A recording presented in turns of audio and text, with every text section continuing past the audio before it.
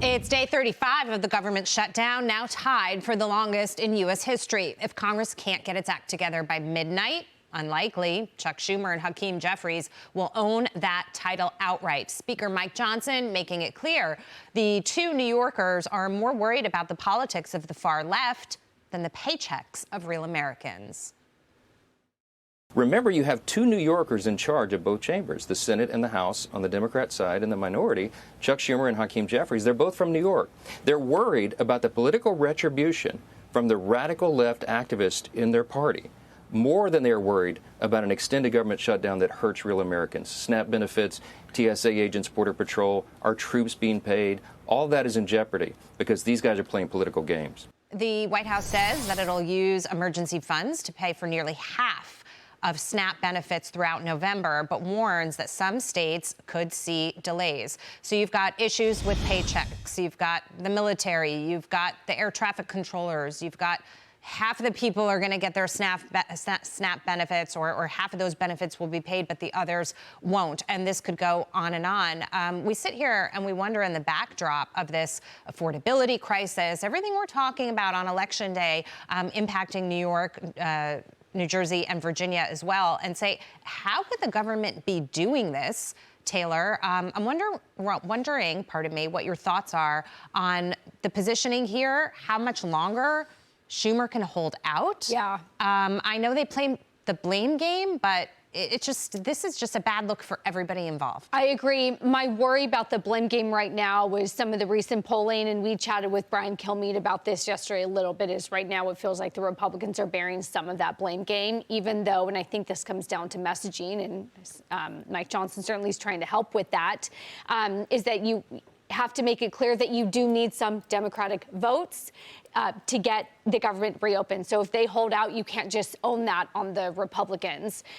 I have two thoughts. As you guys know, I spent a lot of time in small town USA on my maternity leave, wanted to get out of New York City.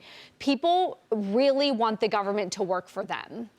In middle America, in California, in the little red city, in a big blue state, they go to work cleaning pools, mowing lawns. They just want a government to work for them.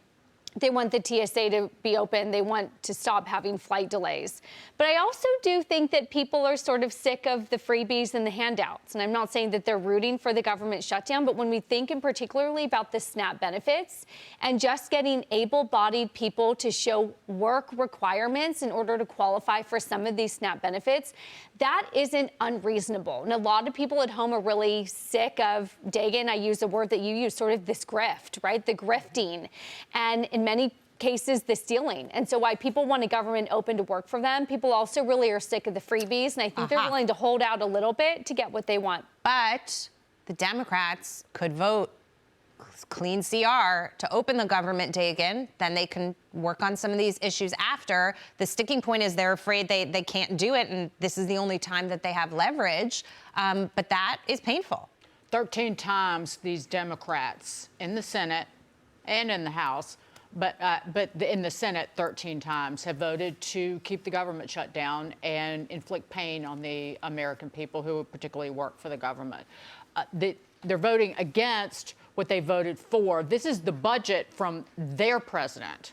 This is just a continuation of the funding levels from Joe Biden, worth noting.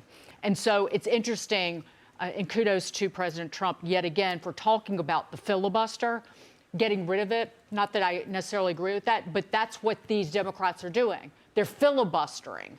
They're filibustering, voting against the continuing resolution. It's only 5 votes. You only need 5 votes because 3 Democrats did vote for the continuing resolution. It was John Fetterman, Angus King, who is an independent but votes with the Democrats, and then Catherine Cortez Masto of Nevada. But there is now movement among the Democrats. There are negotiations going on, that they are starting to get a little weak in the knees about inflicting so much pain for power. Now we see what's happening. It's because they're past Election Day. Once they get past Election Day and maybe old Abigail Spanberger gets elected the governor of Virginia, it was all about shutting down the government, to benefit some half-assed garbage candidate for governor in the Commonwealth. That's what this is about. So you get past that day, and now they're going to step up and agree to, we'll vote on this to reopen the government, vote for the continuing resolution, and then we will have a separate vote on the Obamacare super subsidies, not subsidies, super subsidies, $50 billion a year, $500 billion over a decade that goes strictly, essentially, for wealthy people who are pre-retirement age. So they get subsidized Obamacare. The whole thing is nauseating, but classic Democrat. Put it on a bumper sticker. Yeah, I can't say much to that. Before the Democrats became the Mamdani Socialist Party, they were the welfare party. And Obamacare really focused their attention more than anything else because, of course, it's turned into one of the biggest welfare programs that we have in this country now, and it's just absorbing a lot of money. But you mentioned the SNAP program, Taylor. I mean, that has doubled. In cost. It was going down a little bit during the first Trump administration. Of course, then with the pandemic, it went straight up, but it hasn't come back down. It's now $120 billion a year. It was $60 billion a year in 2019. So it is doubled, and it looks like it's going to stay there. That's what the Democrats want. They want to keep it at that level. I just want to go back to 1935 when there was the man who created our current welfare system, many could argue, was FDR, Franklin Roosevelt. He was the president during the Depression. Even he said something that I think rings true today, and I'm going to quote him. He said, "To dole out relief is to administer a narcotic, a subtle destroyer of the human spirit. It is inimical to the dictates of sound policy. It is in violation of the traditions of America." He knew it. It's just as true now as it was back in 1935, but the Democrats have got nowhere else to go. The only other place they can go is hard left Marxist Mamdaniism. That's the only place they have to go. So they're hanging on to this super welfare program they have. Elections, shutdown, markets. Yeah, well, so far the markets haven't necessarily been, paying attention to it, in part because historically most folks get their jobs, back pay, and whatever, the economy part of it catches up. But there is this thing about big government. There is this thing about, how much money into this beast that we have. And I think there's also parts of this, work, who's going, are you willing to work?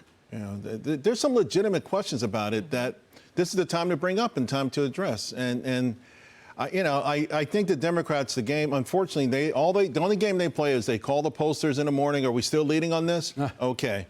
And until they're not leading on it, I fear that they will jeopardize legitimate folks who should be getting these benefits. Yeah. And legitimate people who want to go to work. And that's unfortunate because this should fall in their lap. They should have ownership. That's not what the fight is about in this country. Most of us believe that we want to help others, people who need it, people who are, not able to pull themselves up by the bootstraps and go out and work. And we agree that that's a good idea. Like you said, Taylor, it's the freebies that really start to anger the voters. Meantime, you're looking at Norwegian. Everyone, close your eyes and picture this. We all take a beautiful cruise on Norwegian Cruise Lines over to Great Stirrup Cay. It's one of their very own island destinations. And we're going to do that to help them boost demand because they need it a little bit. Shares are down 15%. Look, profit declining in the next quarter, but overall they're excited about profit in the next year. They are, though, concerned, Jackie, a little bit about some of the declining demand that they have. And so, again, we'll have to see how this all turns out. But you always bring up if it's better to travel by sea or by land, and in this case, maybe sea is a little bit rocky. Well, with the shutdown and the delays at the airports, sea actually might be a better option. You got to fly to the port, though. People. Yeah. That is the problem. Yep. So the stock peaked on December 20th, 2019 at $58. Okay. Right. So it's never recovered from COVID. Really? Yeah, it's never recovered from Wow. COVID. And it's just been trading. It's collapsed and it's been sideways ever since. I have a theory. You want me to hear my Yeah, theory? absolutely. Okay, it's not COVID.